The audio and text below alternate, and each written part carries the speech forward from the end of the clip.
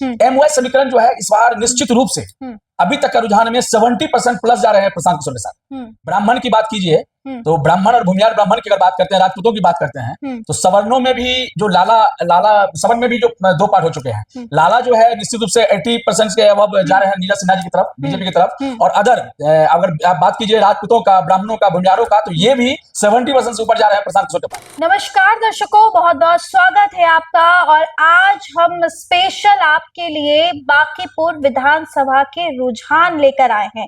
Voting खत्म हो गया है, सभी बांकीपुर की जनता ने अपना मत जो है दे दिया है। अब जो है देखना होगा कि बांकीपुर की जनता जो है इस बार किसे चुनी है, रुझान किसके तरफ आए हैं। हमने भी ग्राउंड रिपोर्टिंग की, बूथ पर गए, बूथ की हलचल देखी, बहुत सारे जगह पे आपस में कार्यकर्ता झगड़ते नजर आए, जनता का मिजाज टटोला। और ऐसे में हमारे साथ बातचीत करने के लिए हमारे साथ मौजूद है वरिष्ठ पत्रकार संजय चौधरी जी। बहुत शुक्रिया पहले सर आपका बातचीत करने के लिए। थैंक यू, धन्यवाद। सर क्या लग रहा है, बांकीपुर विधानसभा में आप भी सुबह से टहल रहे, घूम रहे, हर बूथ पे जा रहे हैं, रुझान किसकी तरफ है? अभी तक तो वही जो 4-5 दिन पहले आपको हम बोले थे, रुझान अभी भी उसी तरफ जा रहे हैं, मतलब प्रशांत किशोर। प्रशांत किशोर के पास ही रुझान जा रहे हैं। हाँ, अभी तक प्रशांत किशोर तो मुश्किल में भी चल रहे। रात को आपने देखा कि प्रशांत किशोर के कितने सारे कार्यकर्ता थे, उनको गिरफ्तार किया गया है। नहीं हुआ था, अरविंद केजरीवाल जी जब सत्ता में आए थे तो कई कार्यकर्ता उनका भी अरेस्ट हुए थे। तो मतलब दूसरे अरविंद केजरीवाल हमारे बिहार में बनने जाएंगे? अब ये नहीं कह सकते हैं चूंकि दूसरे अरविंद केजरीवाल, लेकिन हम ये बता रहे हैं कि ये रुझान जो अभी आ रही है प्रशांत किशोर के पक्ष में ही आ रही है। इसका बहुत बड़ा कारण है, कई कारण है इसका, मैं आपको सारा चीज बता चुका हूँ, फिर भी बोलिएगा तो मैं बता दूंगा कारण क्या है। कारण ये है कि आरजेडी जो है वो सेकंड स्थान पे रही थी पिछला बार, थर्ड पे रहे थे प्रशांत किशोर। इस बार का जो माहौल है वो 2-3 फैक्टर जो है, वो फैक्टर जो है इस बार कहीं ना कहीं जो मुस्लिम मतदाता है, यादव मतदाता है, वो अल्पसंख्यक मुस्लिम हो गए हैं। और यादव जो, मैं यादव का भी जो MOI समीकरण जो है इस बार निश्चित रूप से अभी तक का रुझान में 70% प्लस जा रहे हैं प्रशांत किशोर के साथ, निश्चित। और भी तो यहाँ तो MY जो समीकरण है उससे ही तो बांकीपुर चुनाव में किसी एक पर्सन का जीत नहीं हो जाता।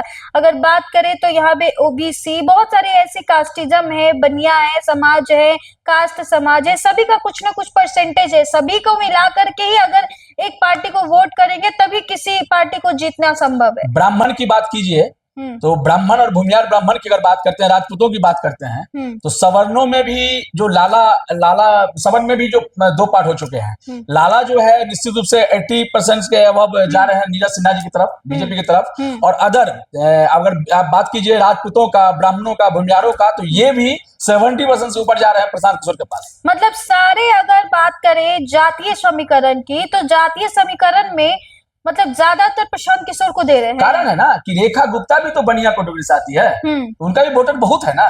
अगर वो काटेंगे वोट, अगर वो इस बार 15,000 से ऊपर की वोट अगर काट लेंगे, किसका काटेंगे? गुप्ता जी काटेंगे। तो अगर जाति समीकरण में भी आप देखिए तो हर तरह से अभी तक का रुझान में नंबर 1 हम बार बार कह रहे हैं प्रशांत किशोर जा रहे हैं।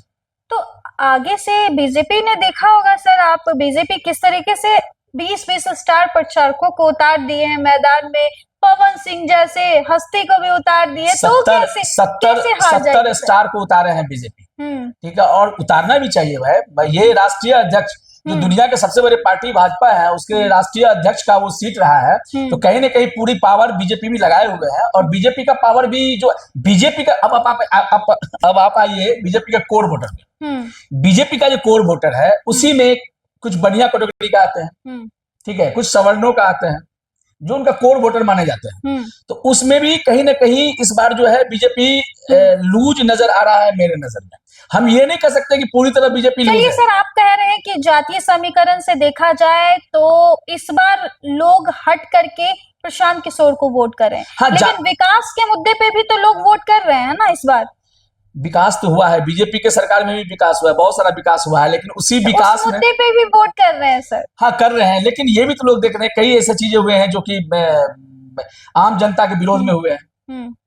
आपको भरत तिवारी का जो कांड हुआ था, कितना गेम हुआ है उसके पीछे। दोनों ने किए हैं, प्रशांत किशोर जी की टीम भी किए हैं और बीजेपी की टीम भी किए हैं, तो दोनों ये उस पर भी काम किए हैं। और आपको यादव हत्याकांड जो हुआ था, पोस्टर बंटी यादव, उसका भी हुआ। तो कहीं ना कहीं आक्रोश भी है लोगों में, आक्रोश भी है। और देखिए, बीजेपी से लोगों को स्नेह भी है, प्रेम भी है, लेकिन ईर्ष्या भी उतना ही है जितना स्नेह और प्रेम है।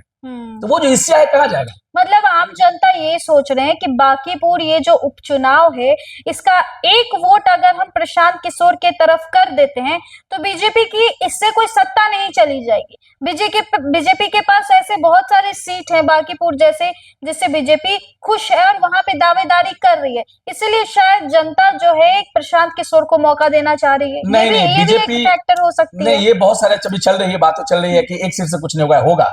ये राष्ट्रीय अध्यक्ष का सीट है, बीजेपी कोई कसर छोड़ेंगे नहीं जीतने के लिए, और लगा भी दिए हैं। इसका अंजाम हम देखिए, मेरे नजर में रुझान में अभी तक प्रशांत किशोर आ रहे हैं, लेकिन बीजेपी को हम कम नहीं करें। बीजेपी कम नहीं, बीजेपी का कोर वोटर जो है वो आज भी बहुत मजबूती से 70% है। हाँ, ये जरूर होगा कि जीत का अंतर बहुत ही कम से होगा। अगर प्रशांत किशोर सर हार जाते हैं तो क्या रीजन होगा कि प्रशांत किशोर को इतना दमखम लगाने के बाद भी हार का सामना करना पड़ा? अगर ये प्रशांत किशोर का हार होगा तो हार के भी जीत हम प्रशांत किशोर को ही कहेंगे। क्यों? इतने सारे लोग चारों तरफ उनके विरोध में जो प्रचार हुआ है, वो अकेला प्रशांत किशोर के ही इर्द गिर्द पूरा प्रचार हुआ है। कहीं ना कहीं तो केवल अकेला है प्रशांत किशोर। तो हार के भी जीत अगर होगा तो प्रशांत किशोर का होगा। लेकिन वजह क्या रहेगी हारने की सर? क्या वजह क्या रहेगी हारने की? उनकी हारने के कुछ उनका प्रवक्ता टाइप के लोग, जो 2-3 लोग हैं, उनकी ही लोग उन्होंने कई जगह ऐसा स्पीच दिया है कि आप लोग वोट दीजिए, प्रशांत किशोर जी को जिताइए, नहीं दीजिएगा तो ये आपकी मर्जी है, हम तो कहते हैं दीजिए, वो विद्वान आदमी है। ऐसा नहीं कहना चाहिए भाई। आप रिक्वेस्ट कीजिए ना, आप आदर पूर्वक कहिए लोगों को वोट देने के लिए। आप ये क्यों कह रहे हैं कि आपको देना है तो दीजिए, नहीं तो मत दीजिए? ये गलत है। और अगर जीतेंगे उसमें भी कई लोग हैं, जैसे अनूप मैथिल हो गया, आदित्य शंकर हो गया, ये लोग काफी मेहनत किए हैं। प्रशांत जी खुद मेहनत किए हैं, कुछ लोग मेहनत भी बहुत किए हैं, कुछ लोग जो है अपने आवाज से, बोली से उनको क्षति पहुंचाया। तो देखिए कि आज जो है बांकीपुर विधानसभा चुनाव का जनता ने वोटिंग कर दिया, जनता ने अपने मत गुप्त रखे हैं, लेकिन इसका रिजल्ट 3 तारीख को आएगा। 3 तारीख को साफ हो जाएगा बांकीपुर उपचुनाव में किसके सिर ताज सजेगी और किसे हार का सामना करना पड़ेगा। प्रशांत किशोर और बीजेपी के बीच कड़े मुकाबले में एक दिलचस्प मामला तो यह भी है कि प्रशांत किशोर ने कई ऐसे गंभीर आरोप भी लगाए हैं बीजेपी पर कि बीजेपी ने उनके ही कार्यकर्ताओं को जो है नीचे दिखाने के काम किए। जैसे कि बीते रात में प्रशांत किशोर के कई समर्थक को पुलिस के द्वारा गिरफ्तार किया गया है, एफआईआर भी दर्ज नहीं की गई है, डायरेक्ट उनका गिरफ्तारी हुआ है। इस पर प्रशांत किशोर ने थाने में जाकर के बातचीत भी की। कई ऐसे मामले सामने आए, बूथ पर भी बीजेपी और प्रशांत किशोर के समर्थकों में झड़प भी देखने को मिला। अब देखना काफी दिलचस्प होगा कि जनता ने अपने गुप्त मतदान आखिर किसके पक्ष में रखे हैं। आप बने रहे हमारे साथ, तब तक के लिए बहुत बहुत शुक्रिया।